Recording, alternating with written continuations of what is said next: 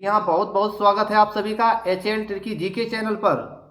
तो हम चर्चा करेंगे ज्वालामुखी यानी कि वोल्केनो से संबंधित कुछ महत्वपूर्ण और परीक्षा उपयोगी प्रश्न जो आपके आगामी परीक्षाओं के लिए बहुत उपयोगी है।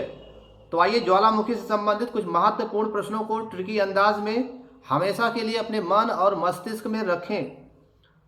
देखिए क्या क्या प्रश्न यहाँ से बनता है। ज्वालामुखी तीन प्रकार की होती है। तो ज्वालामुखी कितने प्रकार के होते हैं? तीन प्रकार के होते हैं। नंबर एक सक्रिय ज्वालामुखी, और नंबर दो प्रसुप्त ज्वालामुखी, और नंबर तीन शांत ज्वालामुखी। तो सबसे पहले हम चर्चा करेंगे सक्रिय ज्वालामुखी यानी कि एक्टिव वोल्केनो के अंतर्गत आने वाले महत्वपूर्ण प्रश्नों पर हम चर्चा करेंगे। जी हाँ, विश्व में लगभग 500 सक्रिय ज्वालामुखी हैं।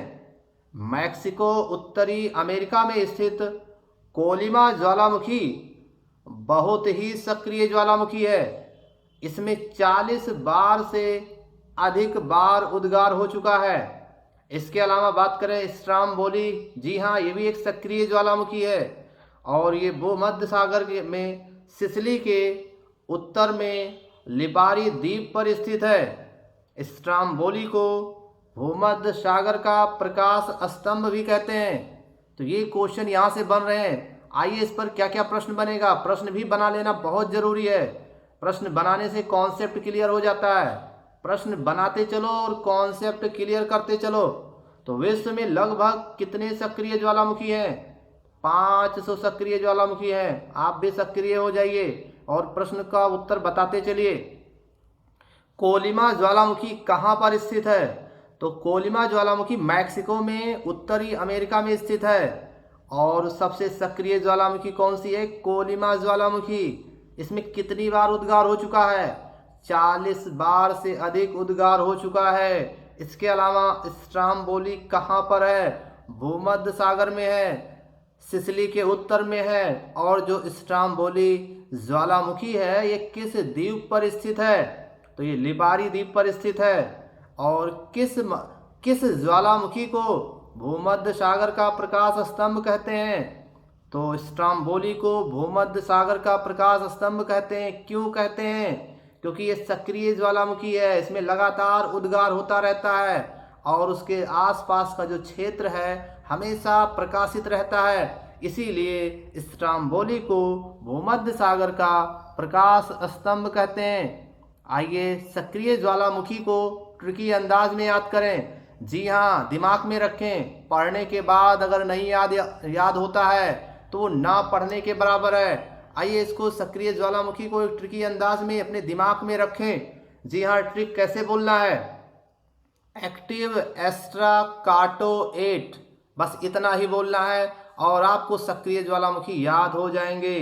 एक्टिव यानी कि इंग्लिश वर्ड है और एक्टिव का हिंदी क्या होगा? सक्रिय, यानी सक्रिय ज्वालामुखी हो गया।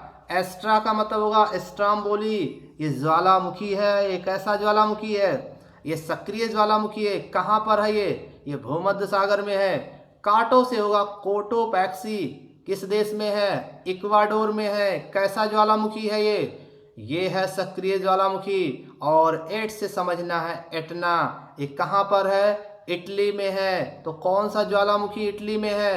एटना ज्वालामुखी इटली में है। और ये कैसा ज्वालामुखी है? ये है सक्रिय ज्वालामुखी। जी हाँ, प्रश्न बनाते चलो और कॉन्सेप्ट जो है क्लियर करते चलो। हर पॉइंट पर प्रश्न बना लेना बहुत ही जरूरी है क्योंकि परीक्षा में प्रश्न ही पूछा जाता है। कई बार प्रश्न ना बना पाने की वजह से बहुत से महत्वपूर्ण प्रश्न छूट जाते हैं जो आपको आता भी रहता है। सेकेंड पॉइंट देख लीजिए, प्रसुप्त ज्वालामुखी यानी कि डोरमेंट वल्केनो किसे कहते हैं? ऐसा ज्वालामुखी जिसमें कभी कभी उद्गार होता है उसे प्रसुप्त ज्वालामुखी कहते हैं। और प्रसुप्त ज्वालामुखी के अंतर्गत आने वाले कौन कौन से ज्वालामुखी हैं उनको आइए ट्रिकी अंदाज में याद करें। जी हाँ, अपने हौसला को कभी कम मत करिए, उत्साह बनाए रखिए। आपकी उत्साह ही आपकी एनर्जी है। आइए इसको ट्रिक के माध्यम से याद करें। प्रसुप्त काका विशु का मैथ फ्यूज है। कुछ लोगों को मैथ बिल्कुल नहीं आता यानी मैथ फ्यूज होता है। तो वैसे ही कौन से काका थे? वो थे प्रसुप्त काका। विशु का मैथ फ्यूज है, बस ऐसे ही बोलना है।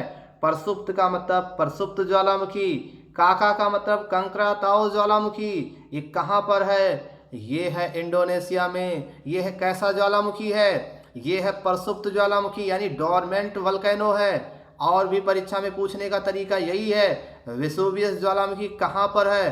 तो आप बताएंगे इटली में है। वेसुवियस ज्वालामुखी प्रसुप्त ज्वालामुखी है या फिर सक्रिय ज्वालामुखी है? तो आपको बताना होगा ये प्रसुप्त ज्वालामुखी है। क्यों? क्योंकि इसमें कभी कभी उद्गार होता है। वहीं बात करें मैथ से, तो मैथ से समझना मेन ज्वालामुखी। मेन ज्वालामुखी कहाँ पर है? फिलीपींस में है। ये कैसा ज्वालामुखी है? ये प्रसुप्त ज्वालामुखी है। फ्यूज से समझना है, फ्यूजियामा। ये किस देश में है? ये जापान में है। कैसा ज्वालामुखी है? ये है प्रसुप्त ज्वालामुखी। अब हम बात करेंगे तीसरे ज्वालामुखी की, यानी कि शांत ज्वालामुखी। जी हाँ, स्टिनिक्ट ज्वालामुखी यानी स्टिनिक्ट वल्केनो, तीसरा ज्वालामुखी।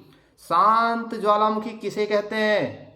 जिस ज्वालामुखी में पुनः उद्गार होने की कोई संभावना ना हो उसे शांत ज्वालामुखी यानी सुषुप्त ज्वालामुखी भी कहते हैं। और इसके अंतर्गत आने वाले जो ज्वालामुखी हैं उनको ये ट्रिकी अंदाज में याद करें। जी हाँ, कैसे याद करेंगे? एक लड़की अपने पापा से क्या कहती है, इसको उसी टोन में बोलना है। देखिए कहती क्या है, पापा चिम्बाराजो और किलमंजारो दोनों शांत हैं। पापा का मतलब होगा पोपा ज्वालामुखी। कहाँ पर है ये म्यांमार में है। कैसा ज्वालामुखी है? ये शांत ज्वालामुखी है। जिस ज्वालामुखी में पुनः उद्गार होने की संभावना नहीं है वो है पोपा ज्वालामुखी, म्यांमार का ज्वालामुखी। चिम्बाराजो, जी हाँ, चिम्बाराजो जो ज्वालामुखी है ये शांत ज्वालामुखी है, पुनः उद्गार होने की कोई संभावना नहीं है। ये दक्षिण अमेरिका में है। और किलमंजारो की बात करें, आप सुनते रहिए, सुनने से भी कॉन्सेप्ट क्लियर हो जाएगा। किलमंजारो ज्वालामुखी ये अफ्रीका में है। कैसा ज्वालामुखी है? ये स्टेनिक्ट ज्वालामुखी है यानी शांत ज्वालामुखी है। तो शांत से शांत ज्वालामुखी। तो ये थी ज्वालामुखी से संबंधित कुछ महत्वपूर्ण और बेहद उपयोगी जानकारियाँ। जी हाँ, ज्वालामुखी से संबंधित और भी महत्वपूर्ण प्रश्न बन रहे हैं, इनको सुनते जाइए। आपका सुनने से भी कॉन्सेप्ट क्लियर हो जाएगा। जो इंसान अच्छे से सुन सकता है ना वो अच्छे से याद भी कर सकता है। एक छात्र के दिमाग में, एक सीखने वाले के दिमाग में ये होना चाहिए कि मुझसे ज़्यादा इस दुनिया में कोई नहीं सीख सकता, मुझसे ज़्यादा कोई नहीं सीख सकता। और सिखाने वाले के दिमाग में होना चाहिए, यानी हम जैसे लोगों के दिमाग में होना चाहिए, अध्यापक के दिमाग में होना चाहिए, सिखाने वाले के दिमाग में होना चाहिए कि मुझसे ज़्यादा इस दुनिया में कोई सिखा भी नहीं सकता है। ये सोच होनी चाहिए, तो आप ज़्यादा से ज़्यादा सीख पाएंगे, आप कभी असफल नहीं होंगे। आइए आगे बढ़ते हैं। कुल सक्रिय ज्वालामुखी का अधिकांश प्रशांत महासागर के तटीय भाग में पाया जाता है। प्रशांत महासागर के परिमेखला को अगिन वलय यानी fire ring of the Pacific भी कहते हैं। और वहीं बात करें नेक्स्ट पॉइंट की, तो सबसे अधिक सक्रिय ज्वालामुखी अमेरिका एवं एशिया महाद्वीप के तटों पर पाया जाता है। और वहीं बात करें ऑस्ट्रेलिया महाद्वीप में एक भी ज्वालामुखी नहीं है। और वहीं बात करें विश्व का सबसे ऊंचा ज्वालामुखी पर्वत कोटोपैक्सी, ऊंचा 19,613 फीट, इक्वाडोर में है। यानी इस प्रश्न को एक बार फिर से समझना होगा। विश्व का सबसे ऊंचा ज्वालामुखी पर्वत कौन सा है? कोटोपैक्सी। इसकी ऊंचाई कितनी है? 19,663 फीट। ये इक्वाडोर में है। और वही नेक्स्ट पॉइंट की बात करें, विश्व की सबसे ऊंचाई पर स्थित सक्रिय ज्वालामुखी कौन सा है? ओजस डेल सलाडो। ये एंडीज पर्वतमाला में अर्जेंटीना चिली देश के सीमा पर स्थित है। और भी बात करें तो महत्वपूर्ण प्रश्न, जी हाँ, इसमें आपको केवल महत्वपूर्ण प्रश्न रखे गए हैं। आपका समय मुझे नहीं बर्बाद करना है, क्योंकि जो इंसान किसी का समय बर्बाद करता है वो खुद ही बर्बाद हो जाता है। इसलिए केवल महत्वपूर्ण प्रश्नों को चर्चा कर रहे हैं हम। नेक्स्ट पॉइंट देख लीजिए। विश्व की सबसे ऊंचाई पर स्थित शांत ज्वालामुखी एकांक गुआ एंडीज पर्वतमाला पर ही स्थित है। इसकी ऊंचाई 6,960 मीटर है। वहीं नेक्स्ट पॉइंट की बात करें तो ज्वालामुखी उद्गार के समय निकलने वाले पिघले लावा को सिंडर कहते हैं। और नेक्स्ट पॉइंट की बात करें तो गेसर। जी हाँ, बहुत से ज्वालामुखी क्षेत्रों में उद्गार के समय दरारें तथा सुराखों से होकर जल तथा वाष्प कुछ अधिक ऊंचाई तक निकलने लगते हैं। इसे ही गेसर कहा जाता है। जैसे गेसर का उदाहरण है ओल्ड फेथफुल गेसर।